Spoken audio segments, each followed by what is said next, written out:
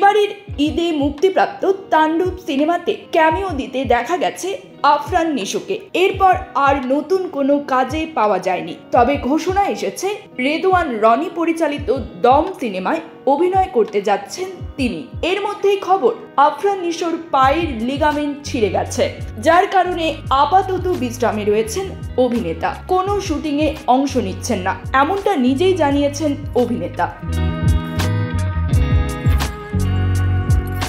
গতকাল শনিবার north south বিশ্ববিদ্যালয়ের একটি অনুষ্ঠানে অংশ নেন নিশো। সুড়ঙ্গ 2 কবে আসবে? অনুষ্ঠানে উপস্থিত এক শিক্ষার্থীর এমন প্রশ্নের উত্তর দিতে গিয়ে নিজের হাঁটুর সমস্যার কথা সামনে আনেন তিনি। এ সময় নিশো বলেন, সুড়ঙ্গ 2 কবে আসবে সেটা এখনো আমরা জানি না। রাফির সঙ্গে আমার কাজটি নিয়ে পরিকল্পনা চলছিল, কিন্তু পায়ের লিগামেন্ট ছিঁড়ে গেছে, স্পাইনের সমস্যা আছে। পুরোপুরি স্বাভাবিক জীবনে ফিরতে এবং ফিট হতে আমার একটা সার্জারি করাতে হবে।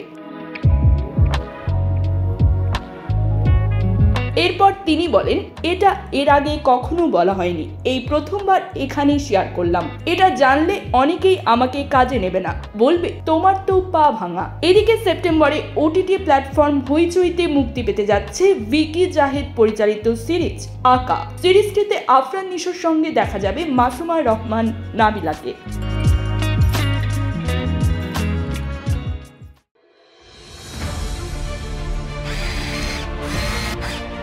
আলোতে থাকুন, ফোকাসে থাকুন, হাত রাখুন প্রজন্মের হাতে।